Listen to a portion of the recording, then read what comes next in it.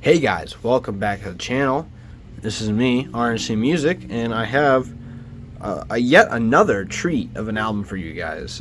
So without further ado, let me show you what we got here. Oh, ho, ho, ho, ho, yes. It is The Who, Who's Next. Quite a groundbreaking album, but before I share my thoughts and opinions, let's get into some facts. So, this is the 5th studio album by The Who. It was released August 14th, 1971. It was recorded April through June of that year.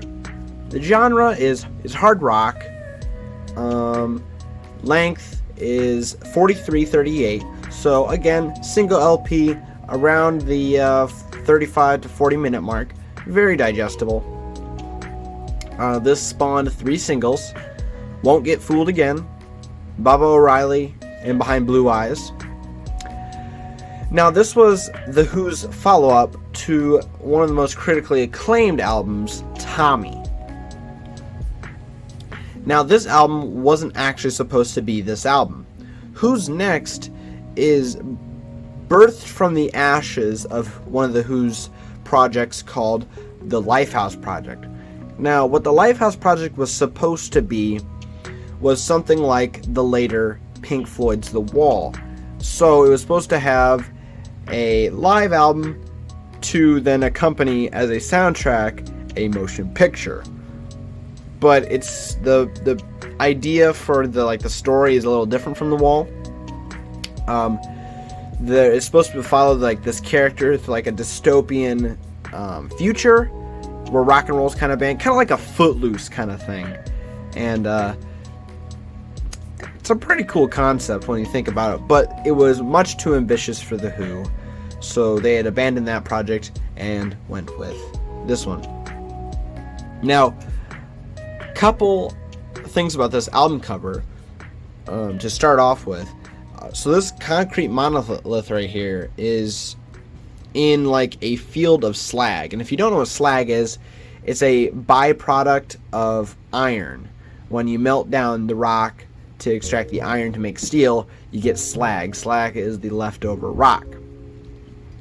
Now, apparently, these kind of water things, according to a personal account, that's urine, and the band had peed on the monolith. Now, there was a personal account by the photographer, too, that it was only Pete Townsend who had peed on the monolith. Either way, there's wet stuff on the monolith. So, take it with what you will.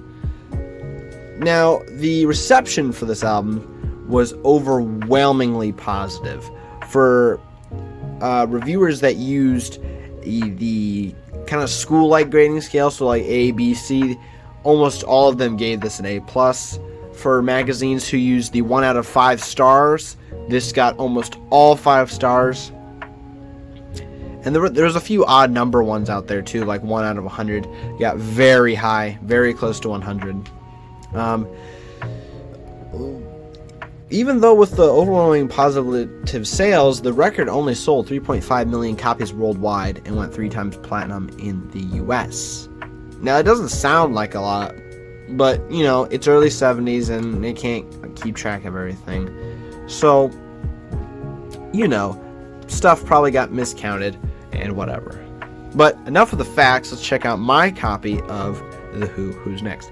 Now, this was another local pickup of mine at one of the record stores in my town. This was only $5.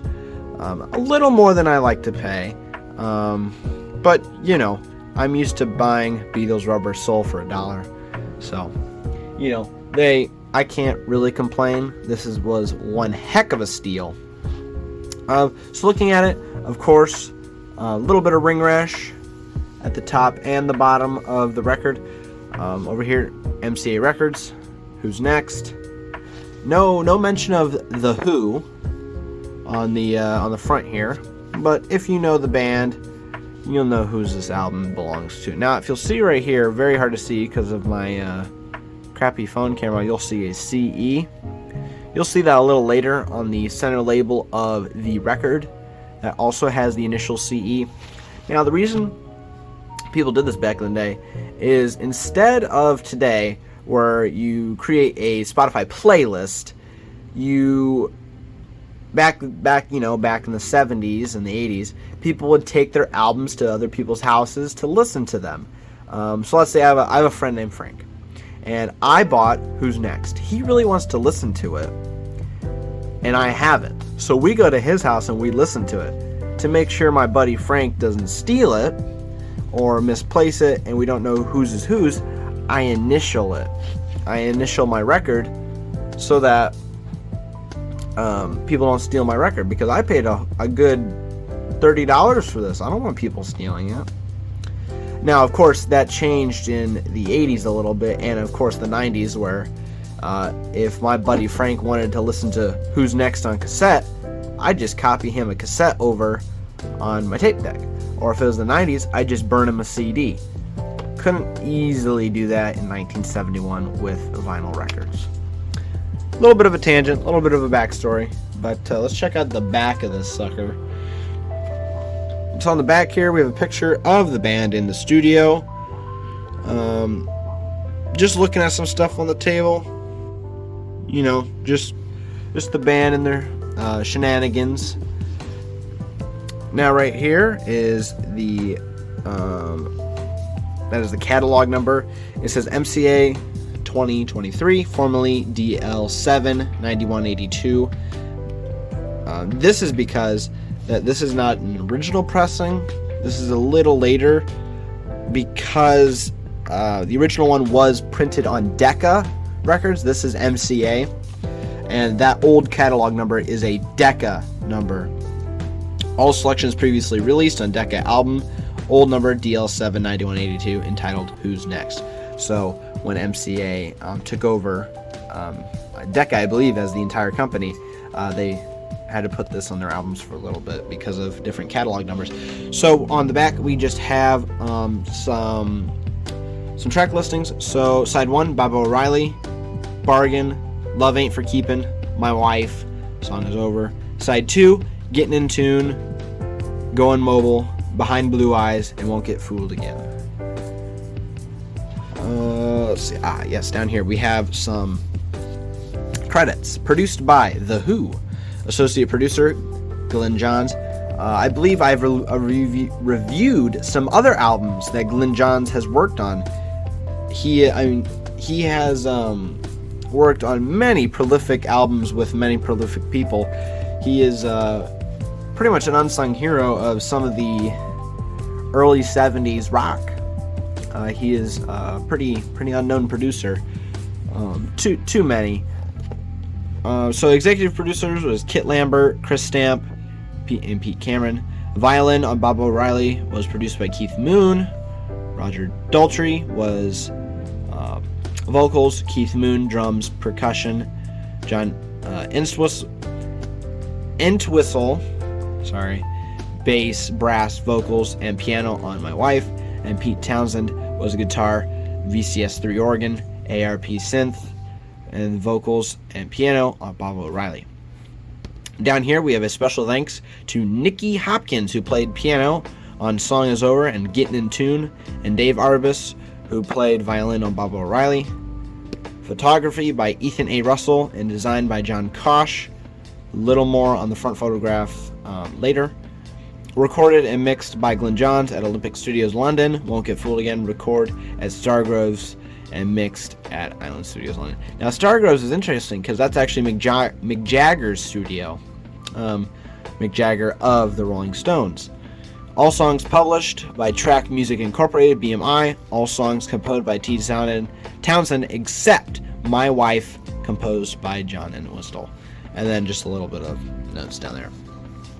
Now, I forgot to talk about it when we first looked at this, but this sky is actually in post-production, and they did a little bit of editing on this photo to give it almost a 2001 A Space Odyssey look. A bit of a darker tone, darker vibe, with, of course, the monolith being very reminiscent of the black monolith from 2001 Space Odyssey. just wanted to get that out there because many people do make that comparison between this and 2001: A Space Odyssey. So if we pull the record out of its sleeve, you'll see it's an MCA sleeve, the original MCA sleeve. A little creased, but still does its job, as all paper sleeves should. Protects the record. Now, as you remember, there was that CE on the front. Well, it might be a DC now that I'm looking at it. It's a very odd cursive. Yeah, I think it's a DC actually. But yep, that was someone put ballpoint pen on the center of the record, just to make sure it was theirs. Now, this record has a little bit of scratches and blemishes on it. It doesn't make the record sound terrible at all. It's just pretty much cosmetic and a little bit of extra crackling. But it's not terribly noticeable. This is still a very good sounding record. It's a little dirtier than some of my other records. I like to keep them very clean. Usually every time I play them, I dust them first, and every 3 or 4 times I play them, I moisten them with isopropyl alcohol and then wipe them. Now, the reason I use isopropyl alcohol is because, unlike water, once you wipe it a few times, the alcohol in it will evaporate, leaving no smears and or watermarks on this.